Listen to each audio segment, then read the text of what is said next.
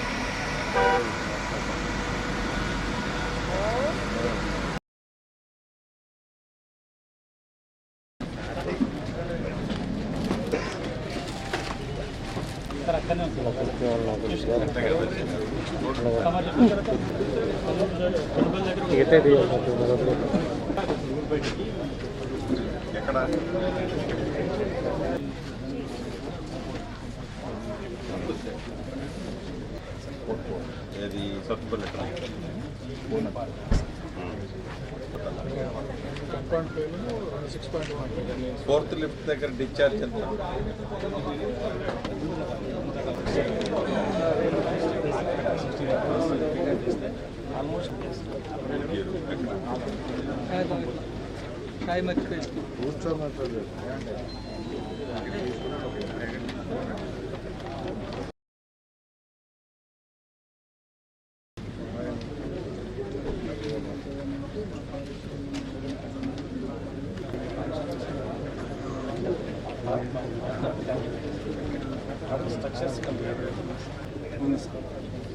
Thickness ఎంత line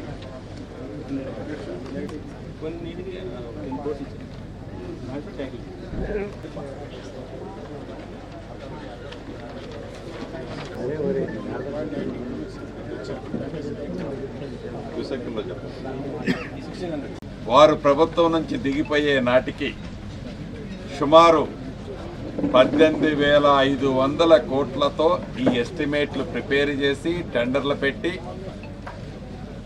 సుమారు 8,000 కోట్లు వారు అధికారంలో ఉన్నప్పుడు ఖర్చు పెట్టారు. వారు అధికారంలో దిగిపోయే నాటికి ఈ సీతారామ ప్రాజెక్టు మీద సుమారు 975 కోట్లు బిల్స్ పెండింగ్ ఉన్నాయి. ఆయకట్టు పరంగా వస్తే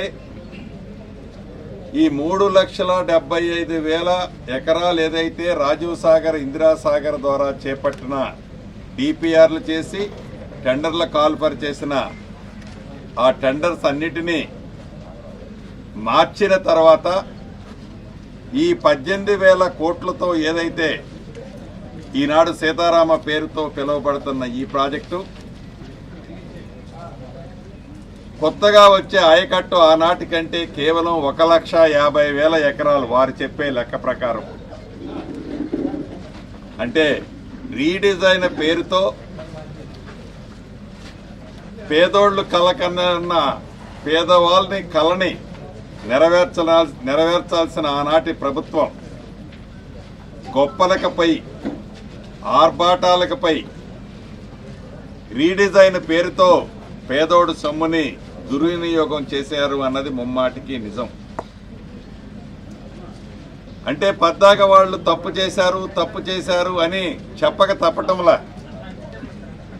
ఎందుకంటే వారిలాగా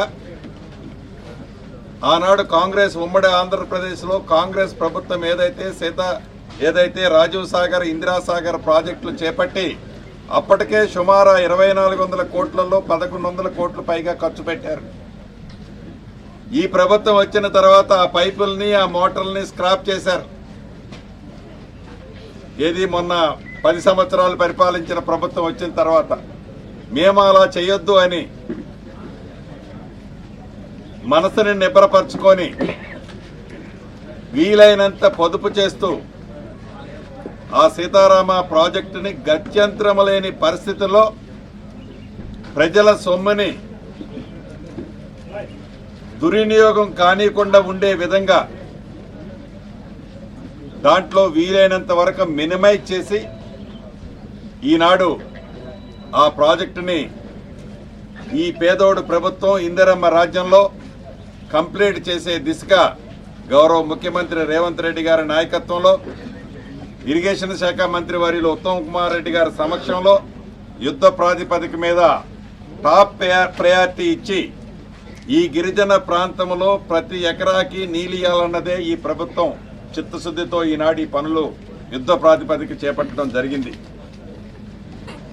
సుమారు ఆనాటి ప్రభుత్వం 8,000 కోట్లు ఖర్చు పెడితే ఇందిరమ్మ రాజ్యం వచ్చిన తర్వాత ఇంకా ఒక పాత బిల్లులో ఒక 500-550 కోట్లు ఈ ప్రభుత్వం కూడా పేమెంట్ చేసి నిద్రపోతున్న కాంట్రాక్టర్లను మేలుకొల్పి